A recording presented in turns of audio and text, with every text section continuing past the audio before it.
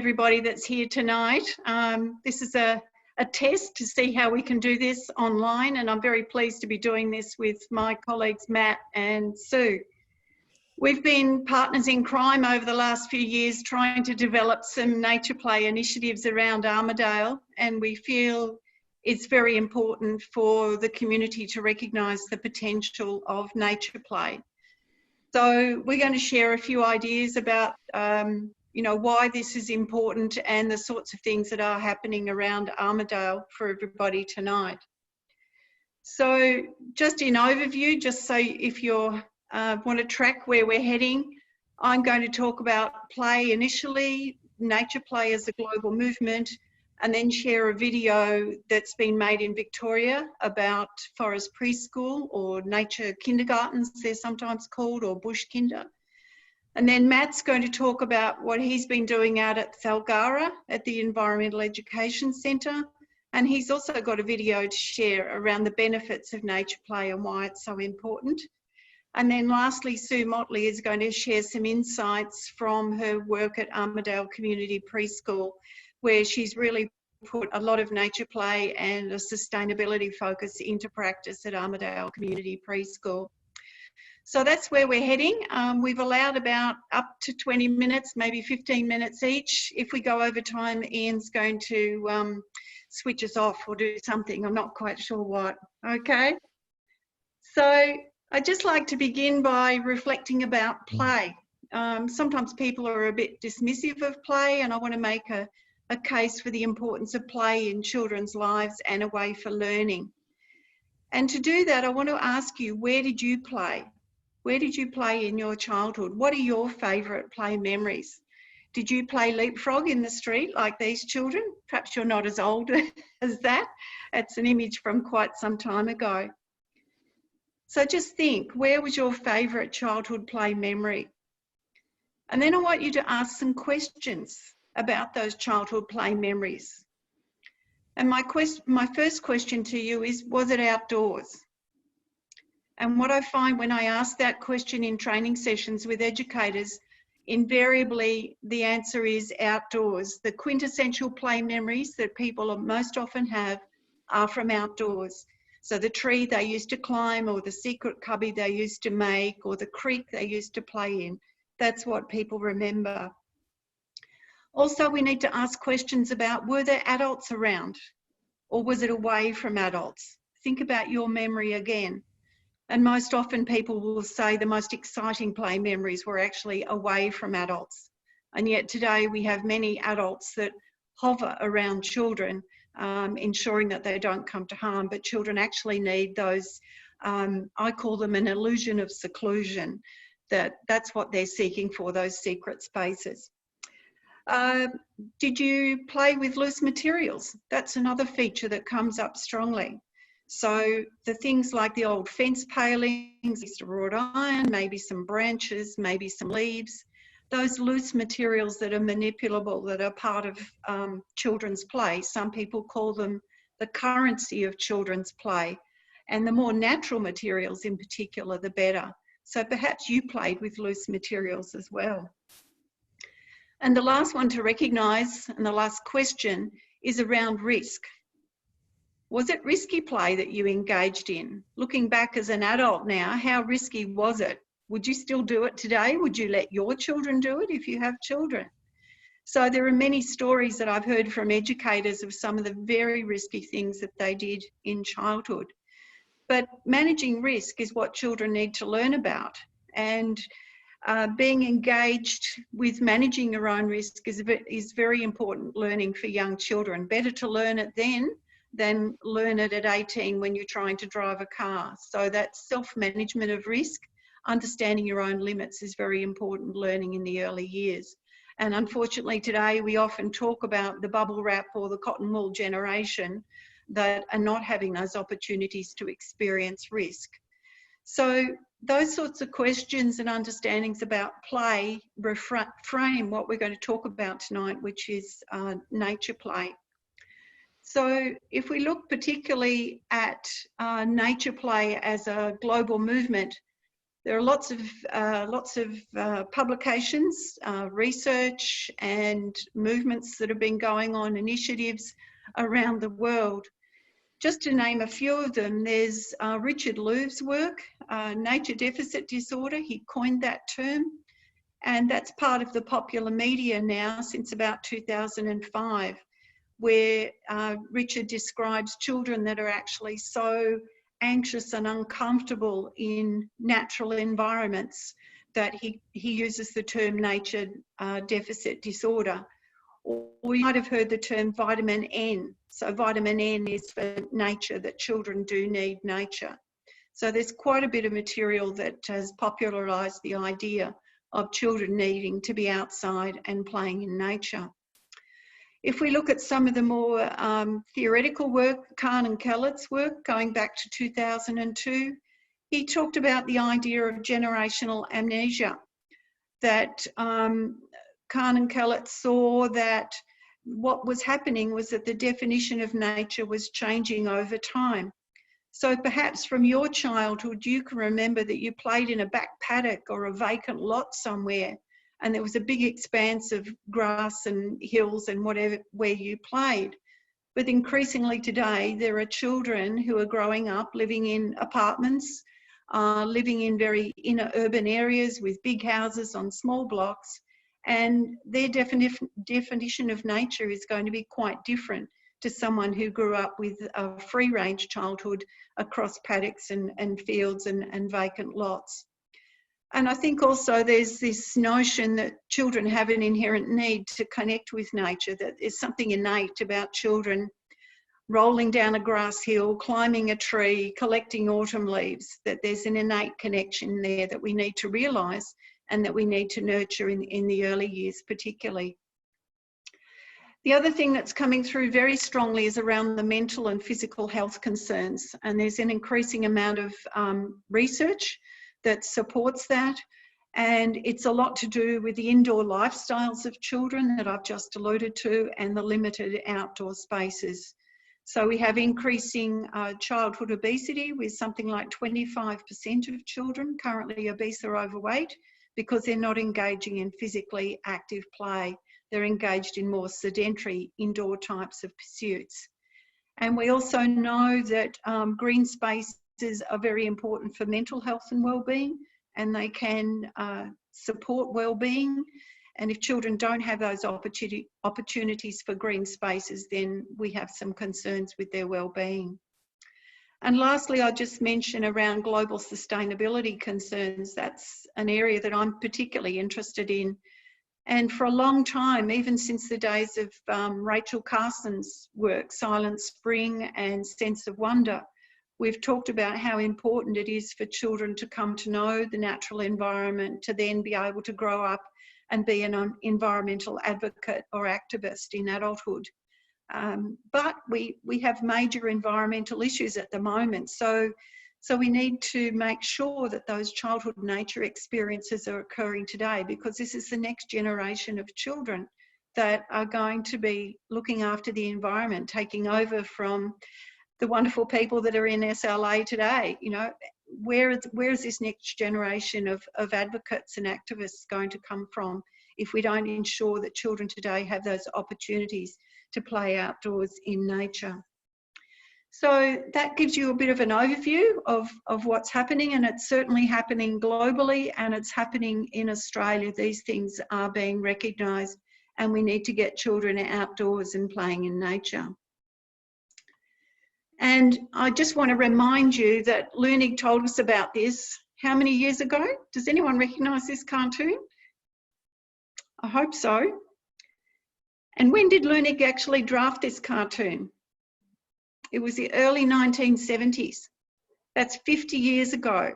Lunig was telling us we needed to get outdoors and view the sunrise, with children, and not watch it on a television screen. So no amount of Attenborough documentaries are going to make up for that authentic experience and meaningful experiences outdoors in nature for children. Okay. So let's move on to have a look at what are some of the nature play initiatives that are happening in particularly focusing on Australia, although, as I said, there are many things happening internationally as well. And I'm going to just briefly mention what they are and then show you some photographs of some of these things that are happening. So firstly, the forest preschools. I'm not sure if many people have heard of these forest preschools or schools. They did originate in the 1950s in Scandinavia, but over the last 20 years, they've certainly become an international phenomenon. And I've had the opportunity to visit forest preschools in parts of Scandinavia, the US, Japan, Canada. And there are many different variations around a theme, but essentially it's about children being outdoors in nature on a regular basis, going out from their early childhood centre or their school, or sometimes the buildings are actually situated in a forest. So in Australia, we tend to call them bush kinder. There are also nature play groups that are happening for younger children under the age of 3. And there are a couple of nature schools that are now in Australia. There's one down at Port Macquarie, and there's one in Adelaide, I believe, in the Adelaide Hills. So that's certainly happening and taking off in a big way in Australia. What's also happened over the last couple of decades is the redesigning and naturalising of early childhood centre and school outdoor spaces. I have to say I'm biased as an early childhood educator, but it's the early childhood centres that are leading the way here, that are naturalising their outdoor play spaces and recognising that the natural environments provide many more play and learning affordances for young children than do the very colourful manufactured types of outdoor play spaces. So we need to rethink our outdoor spaces. This is certainly happening, particularly in Victoria. There's some interesting initiatives happening there, and the state government has been very supportive of redesigning and redeveloping outdoor play spaces. But that still needs to filter out through the rest of Australia, I believe. It's a bit patchy in different states. There's also quite a bit of rethinking happening around public play spaces. I don't know if anyone's had the opportunity to go to Wild Play in Centennial Parklands in Sydney. So that's an amazing nature play space. So it really shifts the thinking away from synthetic rubber and red, blue, yellow climbing frames, and that's a play space for children. So it's good to see those public play spaces are changing.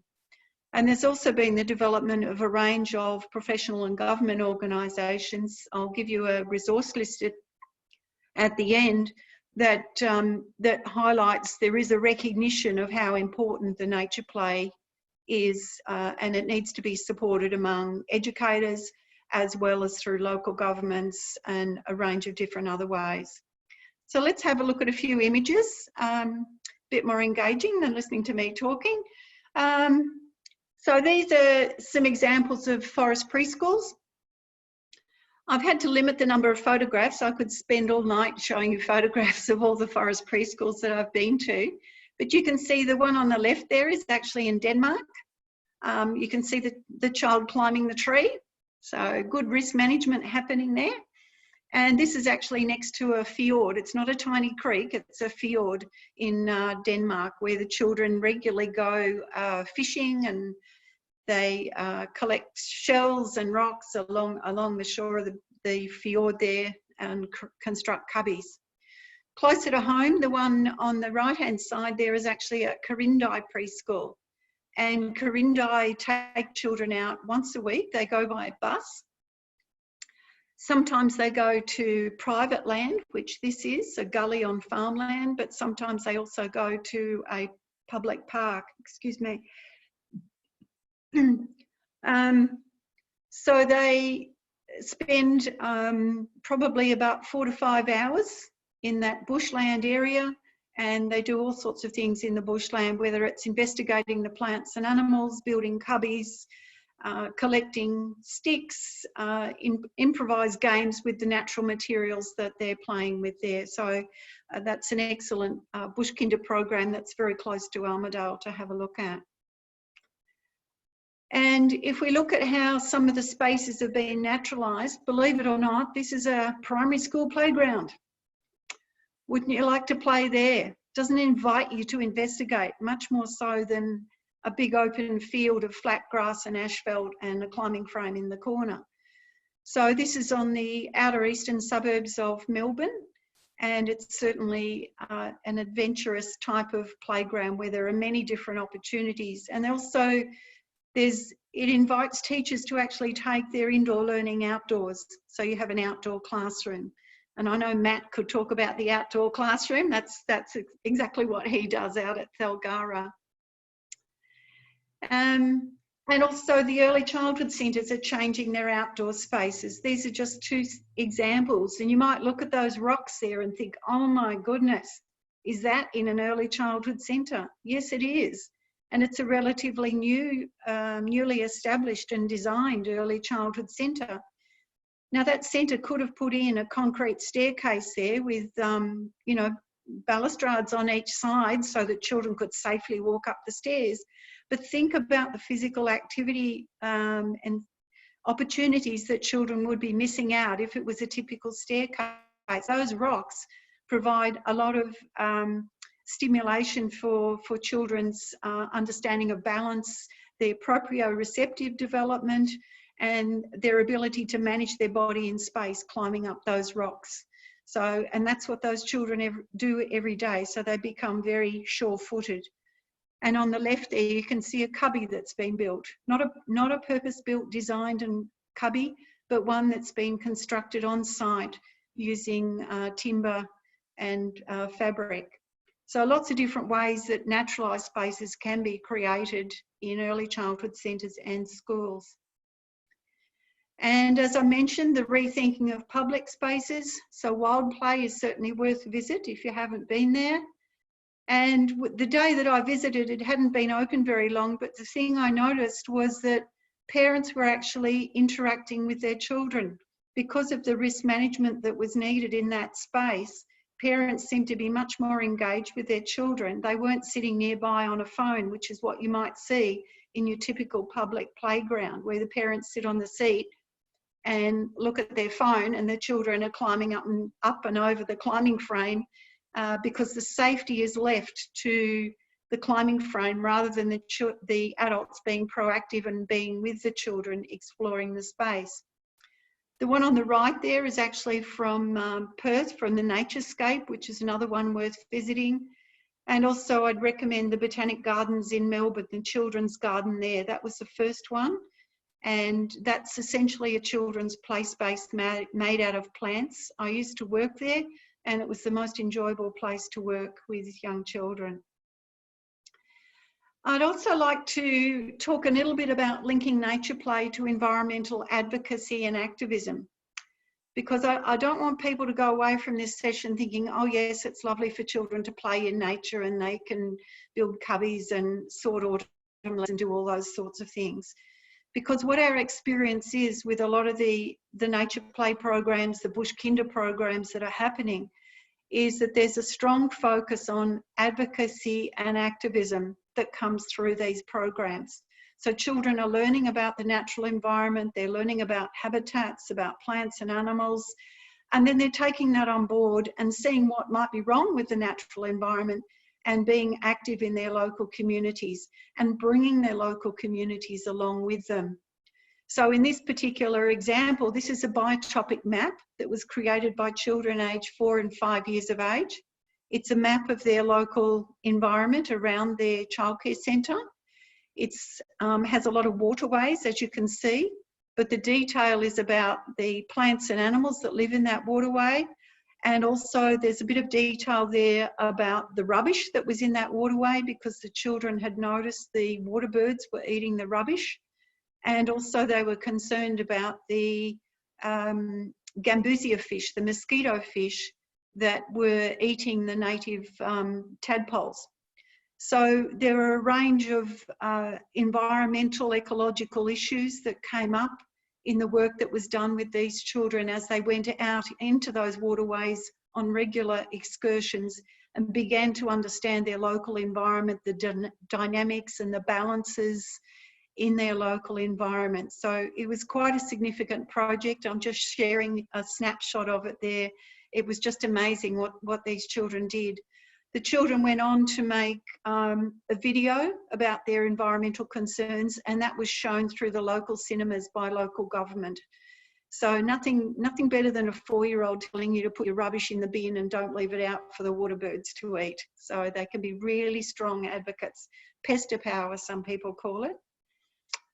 And the last one I'd share was around linking to play to some work that's been happening in Darebin Parklands, which is an inner urban parkland in Melbourne.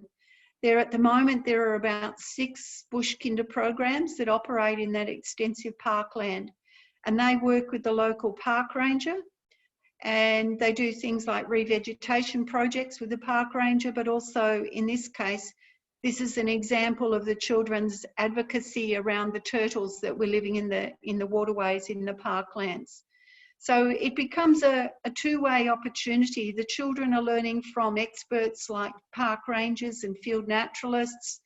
Sustainability officers from local government are sometimes involved, but also those particular people that would not normally have a lot of contact with very young children, 4 and 5 years of age, are learning about the capabilities of those children and able to work with them to engage in projects together, which then bring the community along as well, the parents and the educators, and even beyond the immediate early childhood centre. So lots of possibilities there. So I've only just shared a snapshot. Hopefully that gives you an idea of what's possible, and I look forward to more connections between the Wildlife Habitat Group and SLA and what the potential is working with young children as advocates. These are a range of organisations that have quite a few things on their websites. At the bottom there are nature play government initiatives in 3 states, but not in New South Wales as yet. So they're the ones that are up and running at the moment. And I'd just like to acknowledge all the people that shared their photographs with me or allowed me to take photographs. And I'm going to move on to the video that I'd like to share with you tonight around the forest preschools in Victoria. So this video, it's only about 5 minutes long, and it was created by some early childhood centres in the Mornington Peninsula area in Victoria. If you know that, that's southeast of the city. And these preschools have been taking children out on a regular basis to the coast and to the forests along the teak tree, Banksia type forest along the coast. And they've worked very closely with the local park ranger, and they've also worked with Indigenous people. So that sort of community collaboration incorporating Indigenous people and park rangers has really come together in these programs. So I get really inspired every time I watch this video. I hope you do too. So thanks to the people in at Balnarring Preschool that were began this particular initiative. So we're going to try the video, Ian. Are we okay? Yep. Oh yeah, go for it. Go for it? Okay.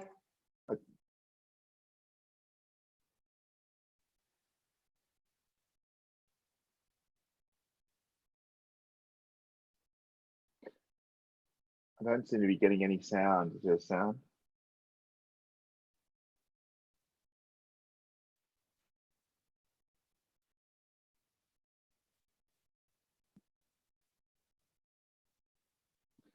There seems to be, the video doesn't seem to be working too well, Sue.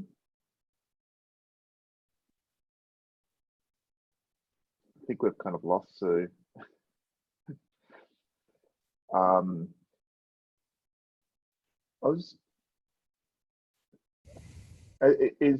Sue?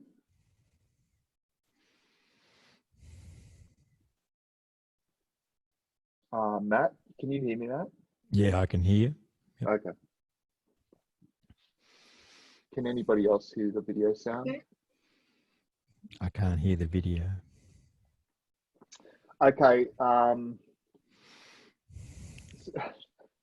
Yeah, there was a question from the floor. If you don't mind me talking over the top of this video, and this is to all panelists. Greta asked, what do you think about the current restrictions, re accessing national parks during COVID? It seems a little contrived and controlling. Any thoughts from the panel?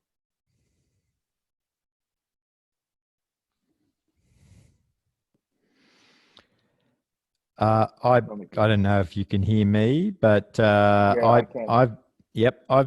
I don't, at the moment, it doesn't seem to be any signs up at the national parks. I've been to a couple of national parks in the last little while, and there certainly seems to be a few people out there. I guess it's all about social distancing and making sure that we don't all gather together. But I've been out with friends and family on different times with just on a walking track and meeting and crossing paths with lots of people. So, yeah, I can understand the reasons that they don't want people to gather, and perhaps that's in a national park as well. But certainly lots of people are taking advantage of the walking tracks in national park is my experience.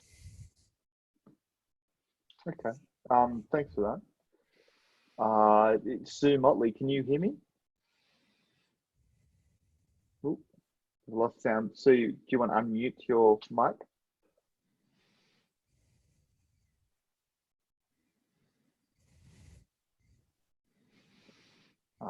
Sorry, everybody, we're just having some technical problems here. I think the video is taking up some bandwidth.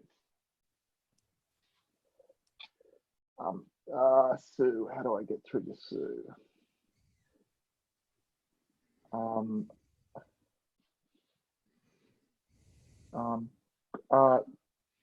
Greta, can you hear me? Yep, I can hear you. Did you want to say anything more about this national parks being closed? Do you think that obviously you think they should be open? Oh, I just think for kids that maybe don't have a big backyard and like we can't go to playgrounds, it's a little difficult for people to access nature at this time with young kids. So I just thought it's an interesting aspect. I mean, we've gone and done walks, say, around Jimeric Dam, and it doesn't seem to be that that's restricted. But, it's definitely important for kids to be able to get out there if they don't have that in their backyard. Yeah, it does seem like it's a lowest common denominator with that decision, because there's obviously huge spaces in Australia, and surely you can do social distancing in a national park, but yeah. Yeah, exactly. And kids need some aspect of socialising and also some aspect of being able to be in nature, and it's not just it's related to mental health and their ability to play. Yeah. I think the video's almost over here. Thanks for your question, Greta, and I will pass on to Sue Motley and see if Sue. I think I'm next. Oh yeah, sorry, Matt. I got out of. Matt McKenzie, people is now going to share his screen and his. Thanks, Sue. Okay.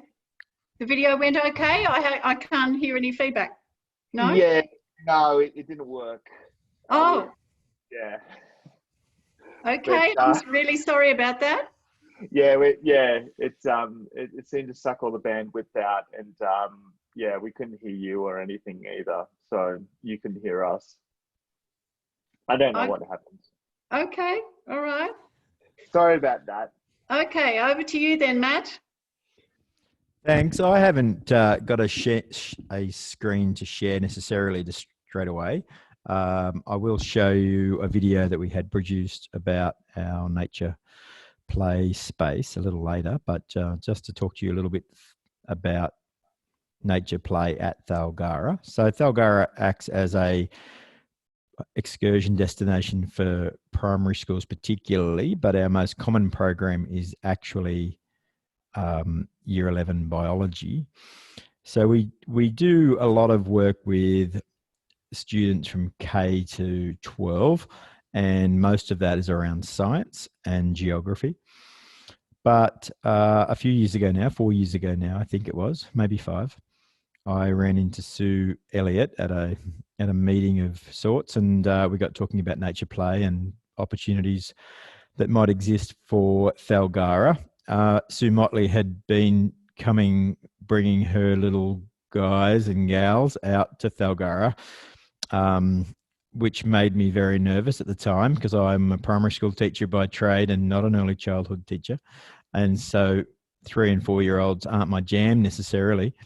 But it sort of went well. And with Sue Elliott's guidance, we created a nature play space. And I guess creating a nature play space doesn't seem to, it's sort of almost a juxtaposition of terms, I suppose, but we just dragged in a few big logs and dug a hole that filled up with water and made a pile of dirt and a pile of leaf litter, and we set up a small mud kitchen just out of some pallets and an old sink we found at the recycle shop, and plumbed some water to that sink.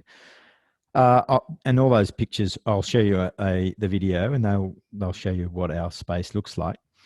And I was all for it from the very start. I was all for kids getting out and playing with sticks and dirt. That's seemed like the perfect idea to me, and I thought that they would enjoy themselves. And part of what we do at Thalgara every day, I ask the students who come to Thalgara, did they learn something and did they enjoy themselves? So that's how I assess the success of my programs. Did they enjoy themselves and did they learn something new? And it certainly seemed that they'd enjoy themselves in the nature play space. So we have had a lot of the preschools from Armidale attend Thalgara to spend time in that nature play space now, and most come back 2 or even 4 times a year. I think, I'm not sure exactly all of the preschools are booked in, but most of the preschools have come. 4 of the local primary schools have come. Haven't had any year 11s want to play in the nature play spaces yet from the high schools, but we certainly have had some K-2 classes from the local primary schools. 4 different local primary schools come at this stage, and some of those have been just a one-off event, and some of those have been a repeat visit. And the test that we did, no, it's not a test, the study that we did as part of where we partnered with the Sues and the university and Martins Gully Public School and the Armidale Community Preschool, we had the students coming for 6 consecutive weeks to that space. And when they didn't realize, I don't think, that they were learning as much as they were learning, they were certainly having a good time. In fact, I remember a comment once where we used to do it with the Martins Gully kids. We'd have 2 classes out at the same time. We'd swap over halfway through the day. So one class would do science and one class would do nature play, and then we would swap around. And I would be in the nature play space with the students, and one of the students came to me and said, "I'm glad we get to play first rather than learn." And I thought that was an interesting comment, and that they didn't feel like they were learning anything in the nature play, but it was lots of fun. But our more directed lessons that happened in the classroom, but also in the garden with the invertebrate studies that we were doing at the time. So they did enjoy themselves. But what I saw in students, whether they were primary school students or preschool students, was great examples of what they are calling the 4 C's of 21st century learning. The 4 C's as in capital C. So we have collaboration, and we saw lots of collaboration in students making up games and things that to play together. creativity, and creativity was probably the thing that I was most amazed at, and how creative those students became. Some students would come to me early on and say that they were a bit bored, and I would say, oh, that's no good. You'll have to find something to do. And they always did. And there's lots of space. We have a little sand pit in around some logs and lots of digging and things. And so they always found something to do. And that comment over all the time that we've had Nature Play at Thalgara has happened probably 2 or 3 times. Communication between people has been it's a massive thing to see that in the Nature Play space with the students. And of course, critical thinking is the final of the 4 C's, critical thinking. And just to sort of hitch on to Sue Elliott's point about risk assessment. So critical thinking, I see there's risk management by the students in that critical thinking, but also I need something to make a tadpole trap at the pond, but maybe if I go to the other side, I can find a stick that does that, or I can create a tool for myself to do this job that I need to do. So I knew I'd like it, but I was blown away after that first trial of 6 weeks with both primary school and early childhood students. So we've done, it's become a big part of our programs now. We do a lot of nature play days with schools and early childhood centres. Again, Sue Motley had the idea once that we should share nature play more broadly. So we have run 2 conferences now at Thalgara in the nature play conferences. Last year and the year before, and mostly early childhood people have turned up for those, and they have been, resounding successes as well. And this year's event is actually happening in Sydney, but hopefully it'll be as well patronised, and everybody will get lots out of being at that gathering of like minds and nature play minds. So it's been a really great growth area for us, both in not only just to presenting that to students, but also sharing those ideas with other educators. So the other this year we had tried to develop or put on a conference just for primary school educators, and maybe look at ways that we could encourage schools to actually turn their naturalize their playgrounds. I think it was the term that Sue used. So that came just before Easter. So obviously COVID-19 got in the way of that outdoor, what was I calling it? Teach outside. So that didn't happen. I hope that I think the idea for the nature play conferences are that they will happen in Armidale and then alternately happen in Sydney. So maybe next year, 2021, we will have that conference back in Armidale. Yep. Okay. So I'm not sure if there's much more I can say. Probably what we need is some, a bit of video of students doing their thing at Thalgara in that nature play space. So I might share my screen and show you that video. It's just a 3-minute video, and hopefully the sound works for this. So we'll just make sure that all happens. Yeah, I'll give you a thumbs up or a thumbs down. Yep.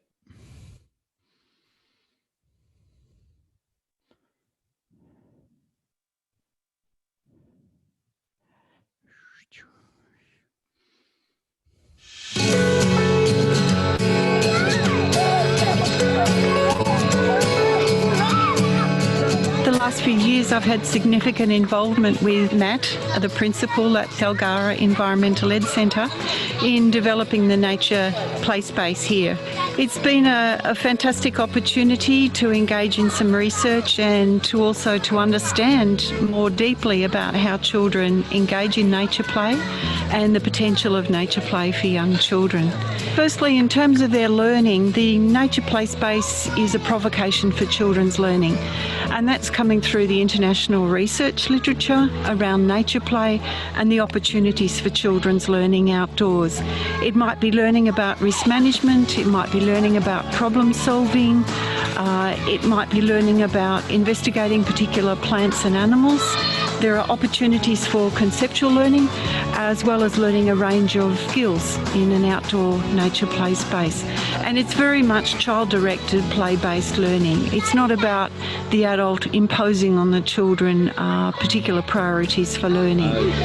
Can shake its hands. We need them hands. No. Don't put animals on.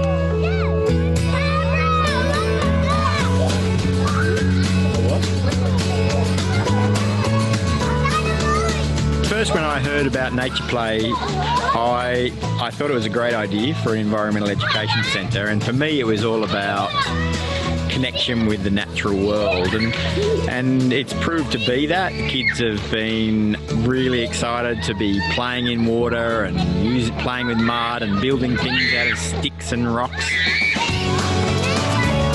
I think it has a very positive impact on the kids. Already I've seen a number of kids who normally wouldn't be playing together are interacting in an environment that's completely different to their school environment. And I think it also brings out all the creativity with a lot of these kids. A lot of them are coming across problems they wouldn't normally face. For instance, how do they get the mud down the side of the volcano? That sort of thing. And I think it also brings out a lot of their great creativity and their engineering skills as well, I think, so far.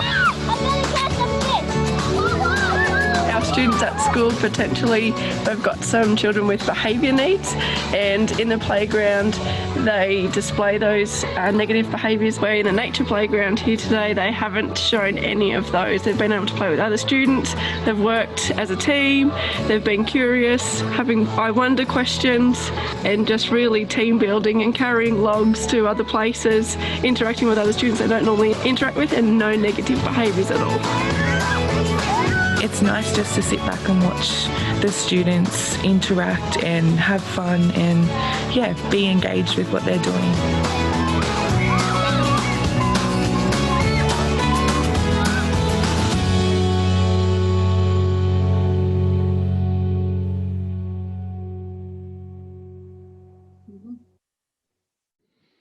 Okay, that's me. Thank you. Thanks, Matt. Sue, I'd like to hand over to you now. You'll have to unmute. Yeah, Sue, unmute. Perfect. You've muted again. There. That's How's it. that? Wonderful. All right.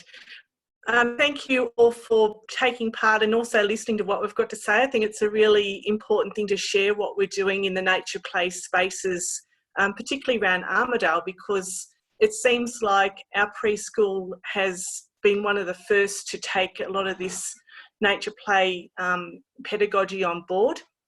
And I'm really proud that our service has grown. We started off with very much a plastic softball environment 5 years ago. And when I did my degree, a lot of it was around what did you play with as a child? You know, what did you enjoy? We were billy carting down slopes and going out in the forest without adults. And I wanted the same for this generation because it seemed like there was a bit of a gap in there. So we started slowly looking at options. Sue and I sort of got together a little bit and talked about what we could do in our environment to gradually change it into a more nature-based space. And then along the way, we came across Matt because we took the children out there, and with the development of his play space, we also got inspired and moved along. So it's been a very gradual process. But it also took a while for my team to actually be as enthusiastic as I was. So that took a little bit of doing. but it was so worth it in the end. So can you see the slides there? Is that working all right, Ian? All you have to do is share your screen at the bottom, click on the green share screen and find your PowerPoint presentation. Hang on, I've just lost it here.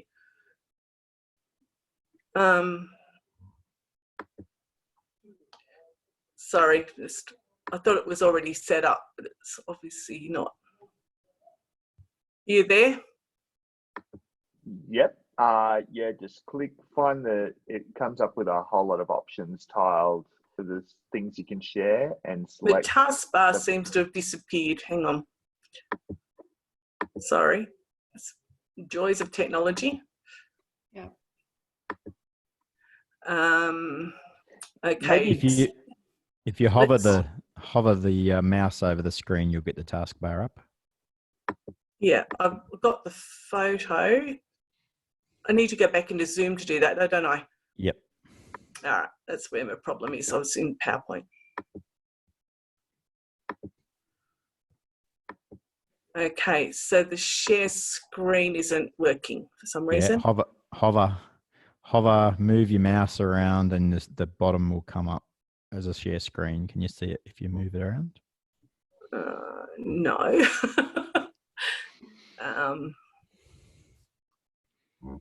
I've got the square share screen box, but I can't seem to find it where I was before. Oh.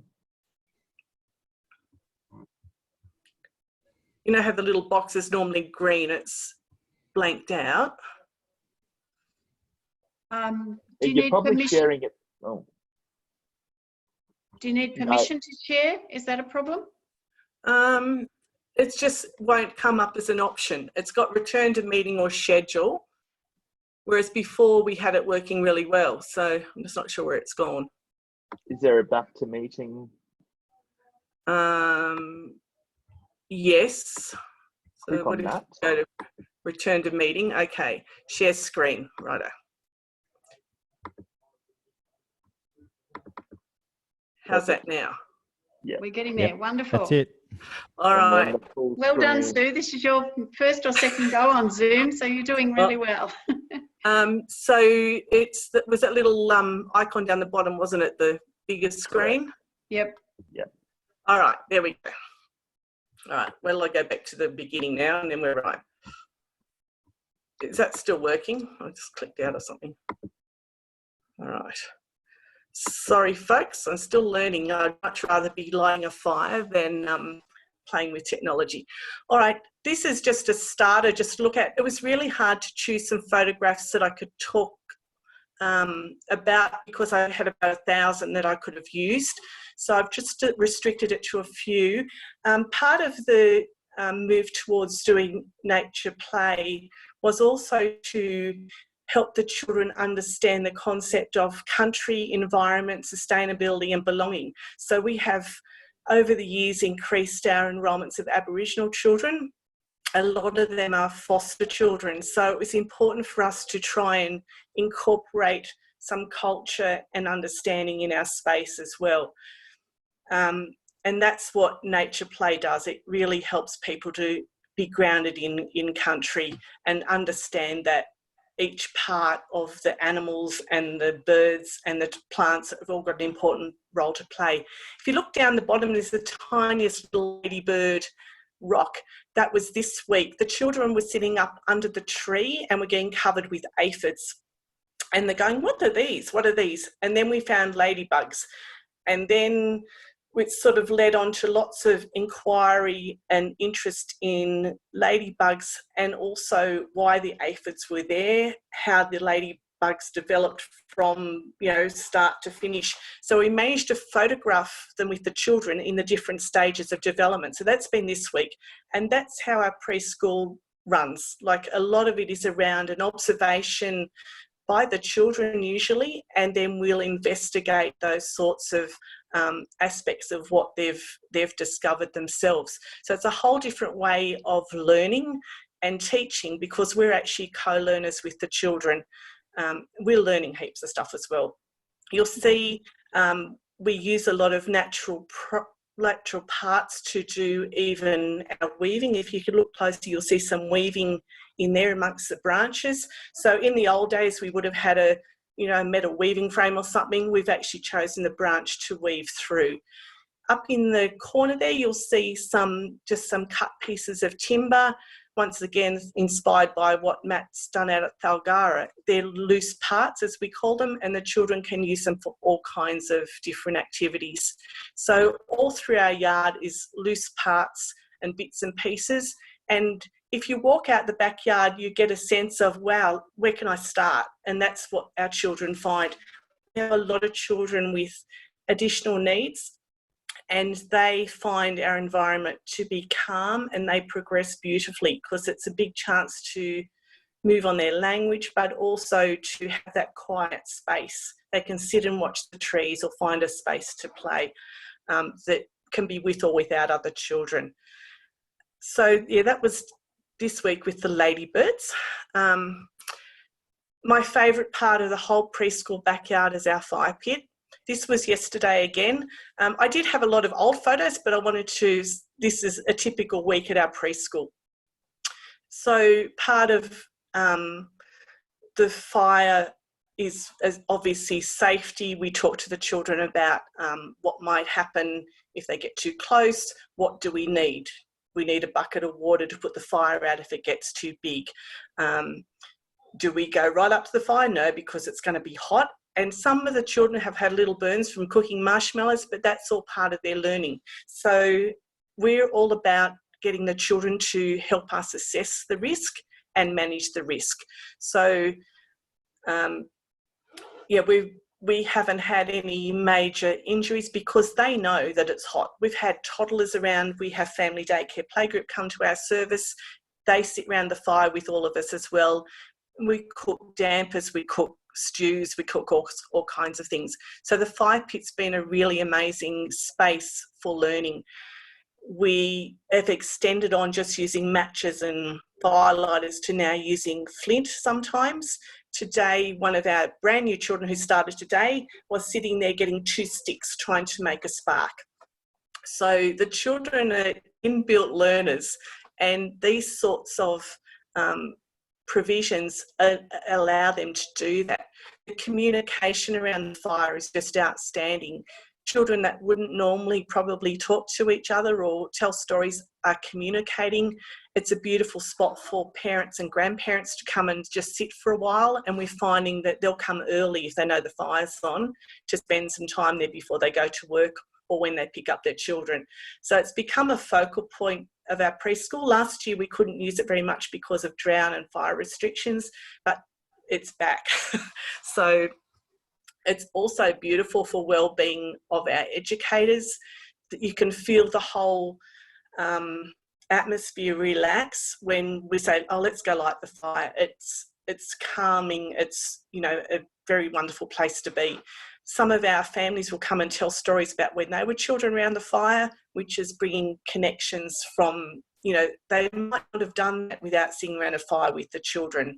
They might not think to sit down next to them on the telly and say, oh yeah, I did this when I was a kid.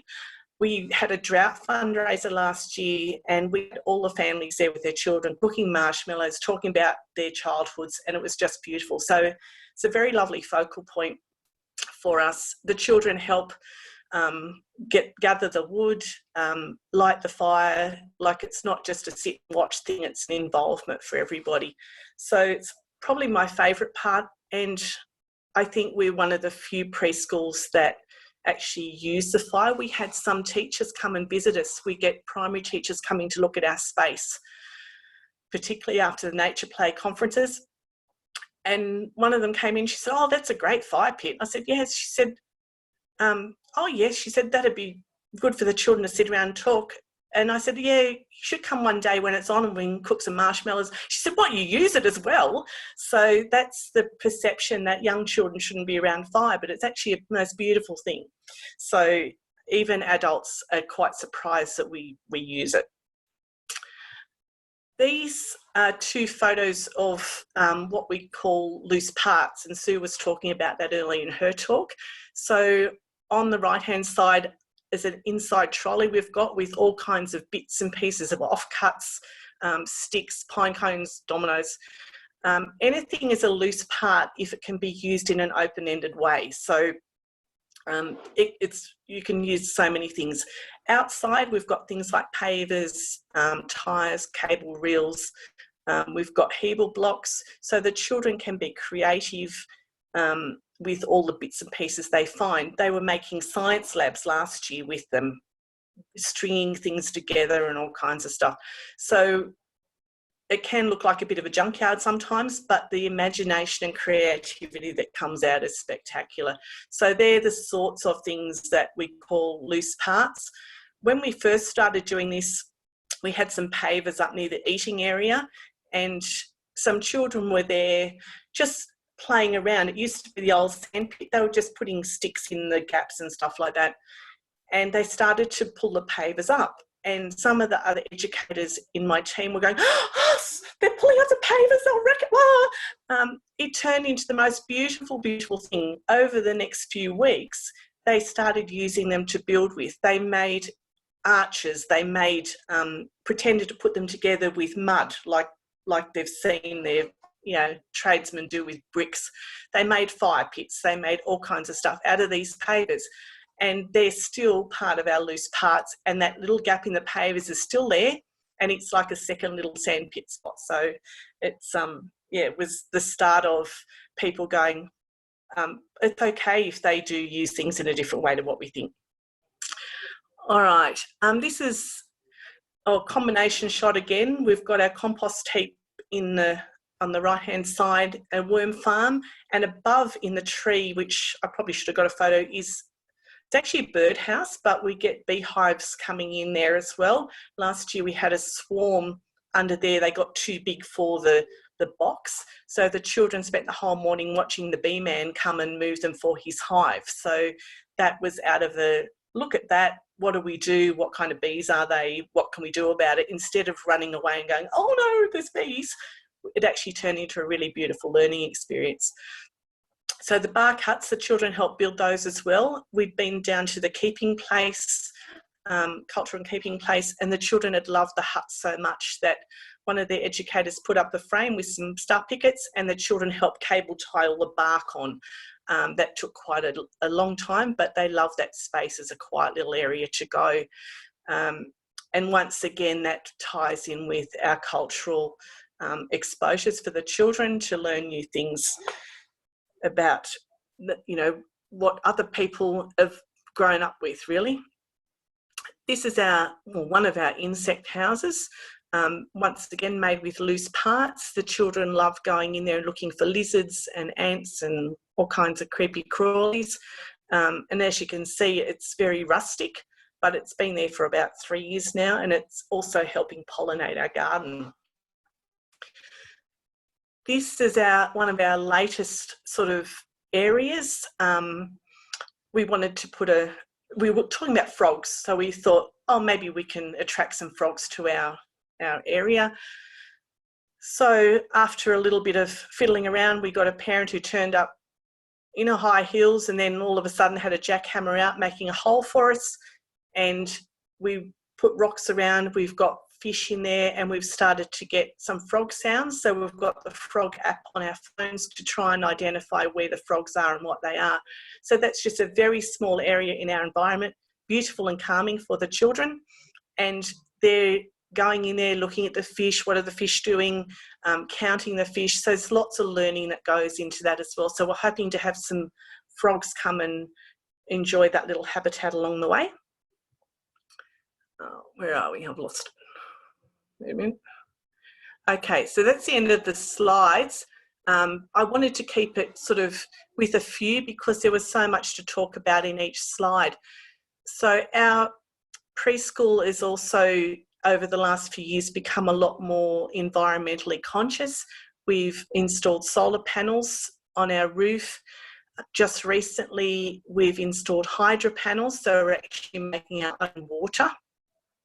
They sit on the roof like a solar panel, and we use some drought funding that we have so we can have drinking water for the children. We've also sort rubbish we collect soft plastics and take them back down to the place at Woolies. The children have been doing that up until we were restricted on going out with excursions, but we'll resume that again.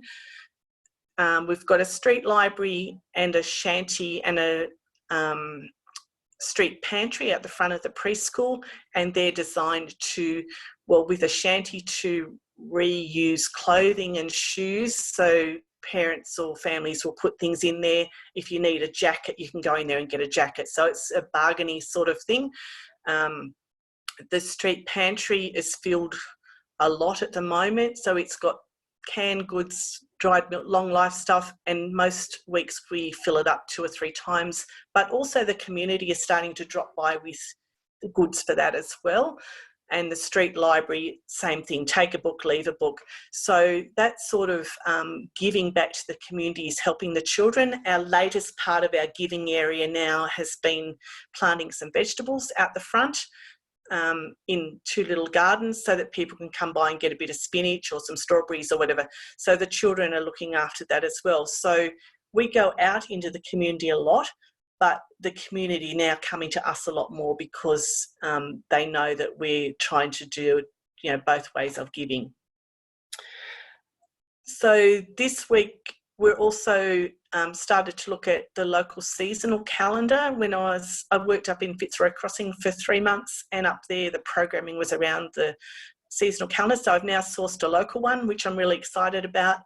Yesterday we saw a black cockatoo in our tree. So now that's rolled into learning about black cockatoos. We're contacting a lot of the local folk about whether, you know, there's stories or things we need to know about black cockatoos. So it's just constantly learning, but nature gives you that springboard to be curious and learn.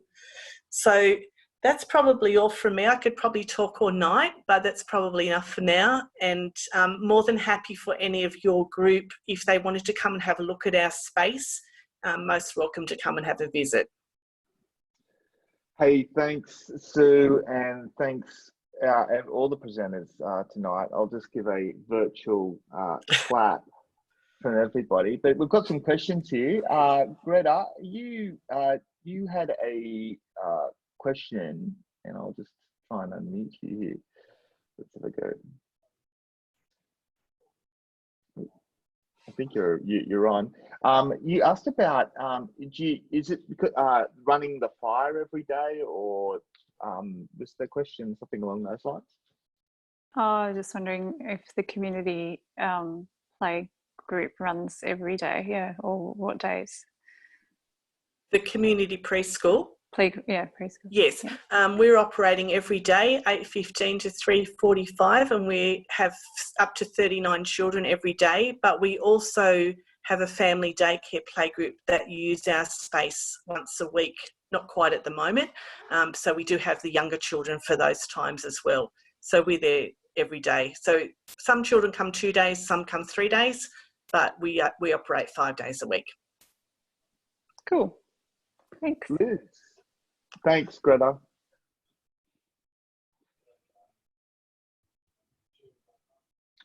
Liz, are you there? Yeah, I am. Would you like to ask your question? I am. I'm just sitting here quietly.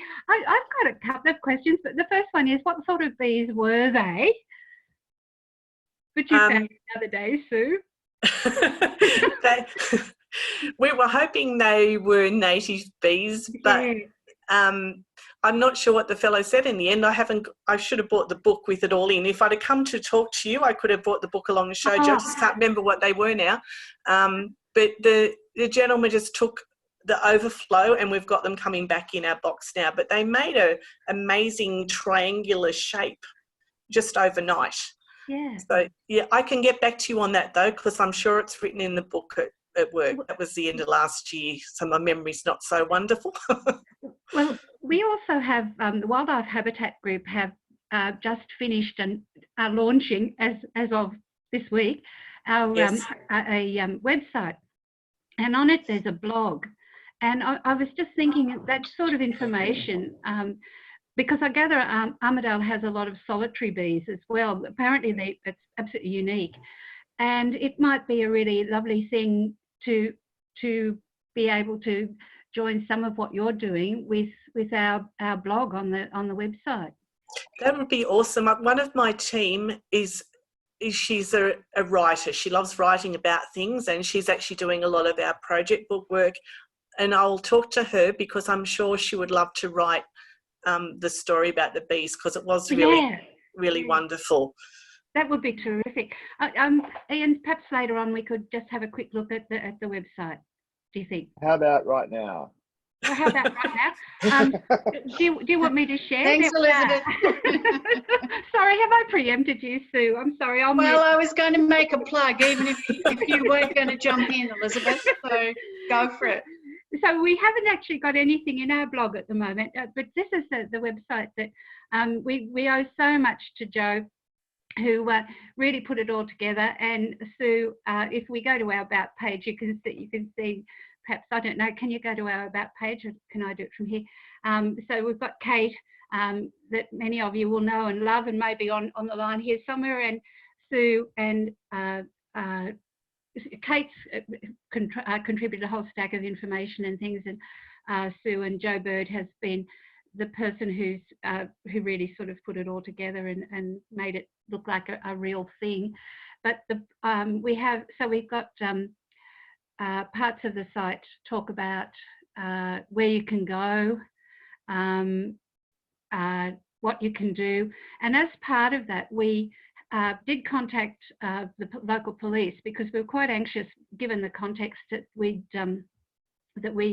you might like to just click randomly on some of those. There's some beautiful images, and we were quite anxious because we started about a month ago, and we wanted to make sure that it was all okay. So we did contact the local police, and then finally we got a message back from a policeman in Tamworth, and he was a Mister, so I'm thinking that means he's probably fairly high up the ranks. And he said, it's fine to go out. So the answer to the question about national parks was, as Matt said, fine to go out as long as you keep social distances. And of course, if it's your family, they're in your hub, so that they don't have to worry too much about social distancing. And they were actually really supportive about us going out. And so there are ideas about things to do, but the blog page particularly would be just lovely for things from your school, Sue. Be lovely. Well, there you go. Oh, yeah. That's all right. Cool. Thanks for that question, Liz. That's awesome. Oh, right. I was just fascinated to know we've got solitary bees. That was a thing I had never, ever, that hadn't entered my consciousness as a possible thing to be. But apparently we have in this region an extraordinary number of solitary bees. So there you go. They're often mistaken for wasps. I'll be quiet now. Mm-hmm. No, has everybody got their mics on? Oh, just make sure that Sue's. Can you speak, Sue, or you're all good? I'm fine. Oh, good, great. Everybody looks unmuted. That's great. I just had a quiet moment there. Hey, does anybody else want to ask a question? Amy, Andrew, Annette, Jessica, Kate, Mahela. I think you can either put up your hand, or you can write something in the chat, or I could actually. Oh, here we go, Jessica. You've got the floor, Jessica. Oh, hi. Hey, how you doing? Good, how are you? Yeah, good. Welcome to the SLA Forum. Would you like to ask a question of the panelists? Yeah, I'm wondering if any of you guys are aware of any play groups, nature play groups in the area at the moment. I mean, obviously, then they wouldn't be operating right now. But yeah, I'm wondering if any exist previous to COVID-19. Jessica, not that I've heard of, but Sue Motley might have an idea. I'm not sure. Unmute, Sue. Yeah, I'm not aware of anything at the moment, but it's certainly something we'd like to follow on with down the track. Oh, great. And set something up, because it would fit in beautifully with what we already do. We do a collaborative playgroup with early intervention, and that's running really well now. So the next step would be to actually do a nature one that we could then bring those children into our preschool with that little bit of knowledge as well, and the experience of being out in nature. So it's something on my list that I'd love to do down the track. So Sue and Matt might help me with it. Great. So, yeah, I'd be interested. I've got a 2.5-year-old, so yeah, it would be great. Nearly 3, they can nearly come to preschool. True. Yeah. Jessica, I would just add that the experience in Victoria, where I come from originally, there were quite a number of nature play groups that developed. Some of them came out of like Playgroup Australia through local community-based play groups. But there's also been a number of play groups that have been started by people that have run it as a private business, because they recognised that there was a generation of parents who were not comfortable taking a baby and a toddler out into a natural environment. And so those sorts of things have been running. And I mean, different people have different answers on that. I think it's great to be getting parents that are not so comfortable being in those environments, getting them outdoors. But at the same time, some people are quite concerned about the marketing of nature, as you know, why do you need to pay to take a toddler into the park? That's true. Like, I don't know about like the idea of running it as a business in a way. Can I'll just take a moment to share a funny story quickly. There was a nature play group that was running on the beach in Victoria, and it was one of these private providers of nature play groups. And you know how the creeks often run across the sand into the ocean, and it creates shallow water that's quite interesting to walk through. And toddlers being very sensorially engaged, the parents and the children in this playgroup were walking back and forth across this little creek. Somebody actually was watching from afar and decided to ring up the council and said that there was some weird thing happening with children. It was some water crossing ritual that they were doing with these toddlers. But look, if you look at that from the toddler's perspective, it's a sheer sensory physical engagement with something as simple as walking across a shallow sort of bit of water running across sand. So anyway. That's hilarious.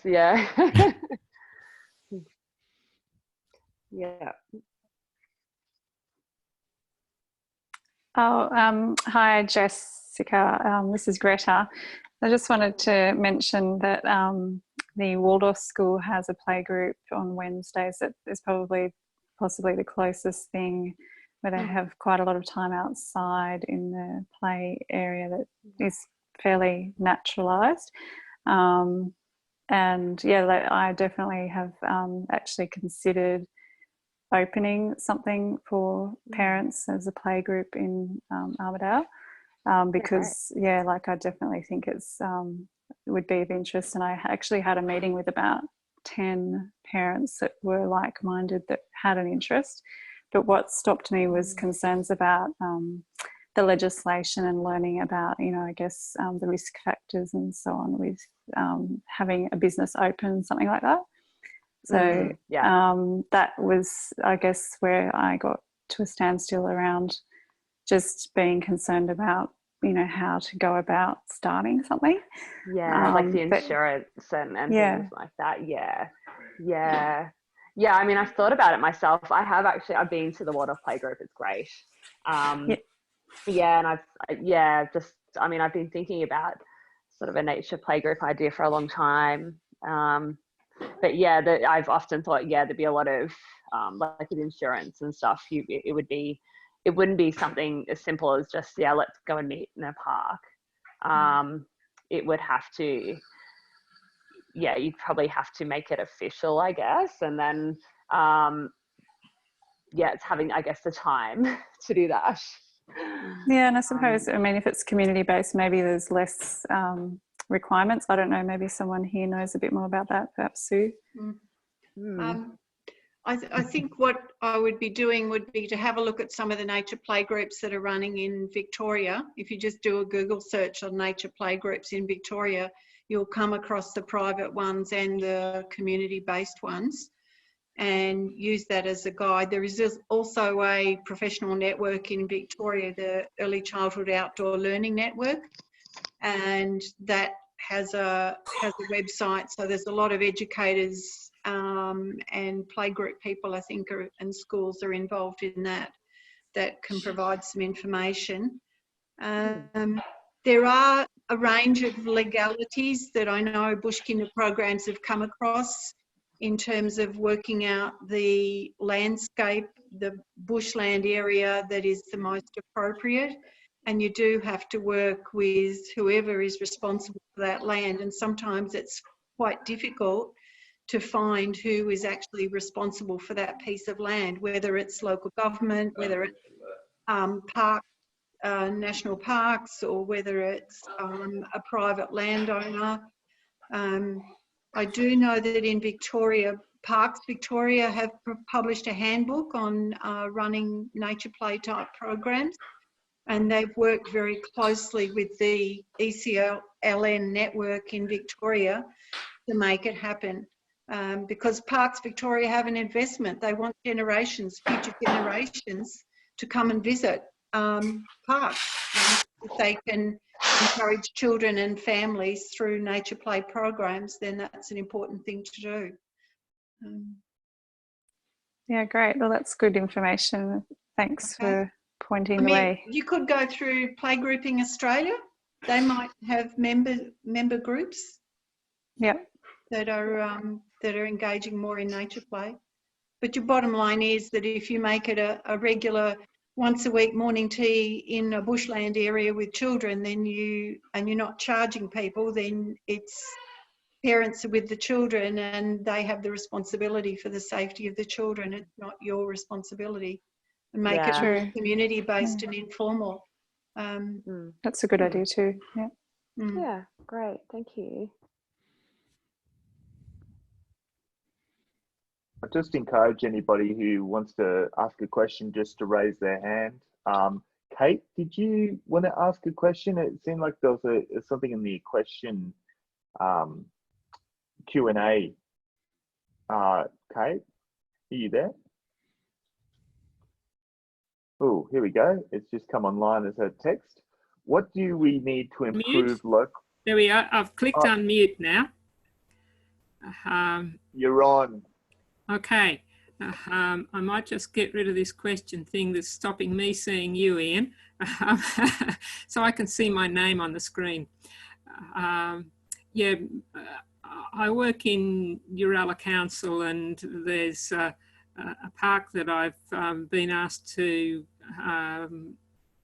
provide a list of trees to plant in it, but the trees that are to be planted at regular 8-metre spacings, and I'm thinking that a few of them should be trees that are deliberately designed to have very low branches so that children can climb them, instead of pruned high up so that they're easy to mow around. But I'm trying to work out how I could persuade people who have some council people in particular who are very used to sort of regular human-made environment to understand the need for nature play spaces.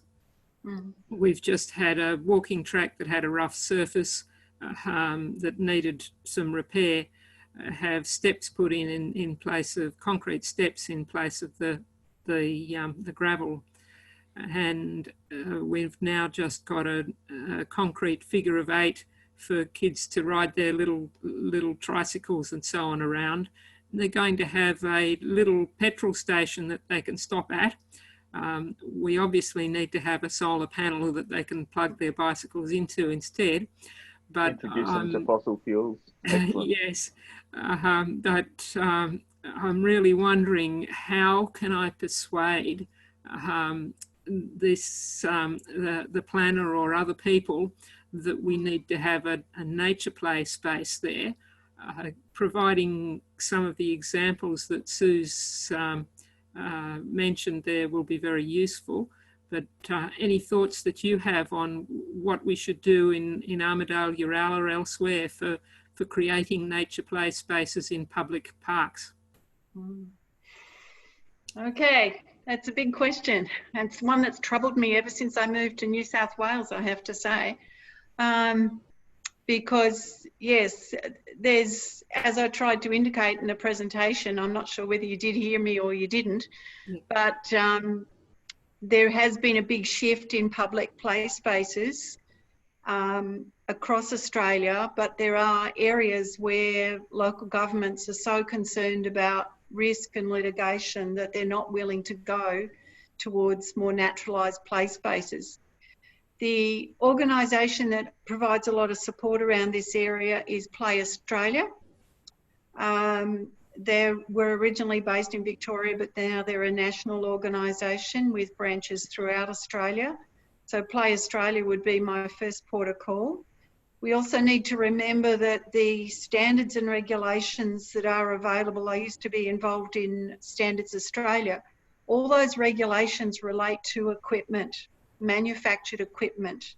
So, you know, free heights of fall and spacings between rungs and all those sorts of things relate to equipment. There are no regulations around how high a rock should be or how low the branch should be on a tree. So there needs to be some informed discussion, professional discussion around what is most appropriate for children and how can we create some spaces that do have these natural elements. And there are many local governments that are doing this. There are award-winning play spaces. The KidSafe has an award-winning program every year, and it's been an interesting shift from very manufactured types of play spaces to much more naturalised play spaces for children. And the reality is, from our experiences with early childhood services, is that you have more, you have less injuries with children when you have a more naturalised play space, because children are far more engaged. They're not trying to push the boundaries of manufactured equipment and do, you know, 360s on the swing in the public park. Some of you might have done that as a risky thing in childhood. So I think there is potential to try and shift some of that thinking, and we've been trying to do it for 20 years and we'll probably go on for another 20 years trying to shift that thinking in local government, because they are really concerned about risk. And people in the UK particularly, there's been a lot of publications about shifting from a risk averse to a risk positive approach. That is very important for children to engage in risky play. And if that means clambering over a rock or climbing a tree, that's what they need to do. It's referred to as cognitive climbing because you actually have to think about it. If children are climbing a manufactured climbing frame every day in the same council playground every weekend, then you don't even have to think about the climbing, because everything is ergonomically designed, and that's not giving the best opportunities for children to develop their physical skills and develop their risk management skills in particular. And so there's a lot of research that would back up now shifting, and there are the public play spaces that are doing that. Thanks, Sue. Okay. Does anybody else want to raise their hand and ask the last question? And we might wrap it up. Liz. Hey, Liz. Hi, I just want to ask Sue, at one of the very first Wildlife Habitat Group meetings, you told us an anecdote which has really symbolised for me exactly the importance of outdoor play. And it's about falling on that black plastic stuff that's in all our parks. Can you tell us about that? That's just extraordinary. It just symbolises it all, I think. Right, thanks for reminding me, Liz. I think Matt and Sue know this story. But essentially, one of the things that's a problem that councils and early childhood services and schools have done is to put synthetic wet pour rubber surfaces down under a lot of play equipment. And that came in after the Commonwealth Games in Brisbane about 20, 30 years ago, because somebody decided it would be a good bouncy type of surface to have under play equipment for children, and it would be far safer. But what's actually happened from the work that David Eager's done at UTS, he's a playground engineer and safety specialist, and he's on Standards Australia. And what they've identified is that that sort of surface has caused so many problems. Because the surface is bouncy, one of the key things that he found is that when a child falls on that surface, there's a bounce back, and that bounce back goes up the long bones of the arms and legs, such that you can end up with broken arms and broken legs. They had a primary school in New Zealand which had a spate of broken arms and legs after they put in the wet paw rubber surface because it was too bouncy. There was a study in Adelaide some time ago, the temperatures, when there's an ambient temperature of about 30, that wet paw rubber can be up to 70 or 80 degrees. So we've had toddlers being burnt in childcare centres with burnt feet because they've, got away from an educator and walked out onto the surface. We have birds that peck the synthetic surface. It's not good for the birds to eat. It's not good because it creates loose materials for toddlers to eat as well. It's very expensive. It doesn't last as long as the manufacturers say. And yeah, I could talk for an hour about it, but it's the worst thing that we can do. The best thing is the tan bark mulch that's used, that needs to be to a depth of 300 millimetres. And that's the best thing. You can use rubber in discrete areas, such as a rubber pad underneath a swing frame, or at the end of a seesaw in a public park. Those sorts of things work. But generally speaking, what we need is tan bark, or in some areas like in WA, they use a lot of sand as softfall. But there's a problem with sand in that sand is a manipulable play material. So you end up with children playing with sand under the climbing frame, which is really not the best place to be playing with sand. You've got play at cross purposes there. So it's, yeah, softfall is quite a complex area. There are Australian standards about softfall and what is the best, but I would certainly be erring away from manufactured synthetic softfall. Yeah. Thanks, Sue. Oh, yep. Sue Motley. Oh, she's not unmuted yet. No, you are? No, I think you've got, oh, you there? Sue Motley, you're on. Oh, you've muted. Okay, Yeah. is that better? Yeah. I just wanted to chime in on what Sue said, because we did have softfall, we had burnt knees, we had gravel, like gravel grazes from children falling on them. Educators were getting injured as well, falling on the softball, tripping over the edges that were supposed to be there. We took it all up. It was a bit of a problem to dispose of because it's considered tyres, so it's quite expensive to dispose off the other end as well. And we put on the pine bark, and our incidents and accidents have reduced astronomically. Like, we were getting burns and injuries every day. And now we get an odd one here and there, but certainly not as severe. We had people with thighs, total thighs that have been grazed and blistered from the softball. Mm-hmm. So it's a very good thing to get. It was very popular about 10 years ago, but yeah, we've got rid of ours and we have a lot less problems. So yeah, I agree with Sue, it's got to go. Yeah. And you have a look at the playground in Tamworth in the park there. It's north facing and it's wet paw rubber. And you imagine how hot that gets in Tamworth in the middle of summer. So it's just not a good thing.